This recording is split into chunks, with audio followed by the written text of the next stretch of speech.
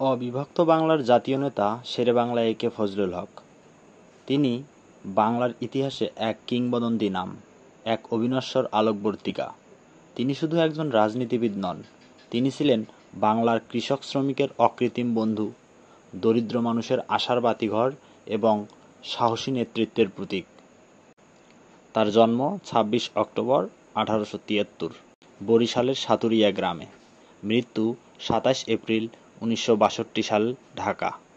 অবদান ও নেতৃত্ব: ১৯১৩ সালে কলকাতা কর্পোরেশনের প্রথম মুসলমান মেয়র, ঐতিহাসিক লাহোর প্রস্তাবের উপস্থাপক, অবিভক্ত বাংলার মুখ্যমন্ত্রী ছিলেন, প্রজাস্বত্ব আইন প্রণেতা, কৃষককে জমিদারের শোষণ থেকে রক্ষা করেন, শিক্ষা, কৃষি ও সমাজ সংস্কারে নিরলস কাজ করেন। পাকিস্তানের স্বরাষ্ট্রমন্ত্রী ও প্রধানমন্ত্রী হন ১৯৫৪ সালে। বাংলার মানুষ তাকে ভালোবেসে উপাধি দিয়েছিল শেরে বাংলা বা বাংলার বাঘ।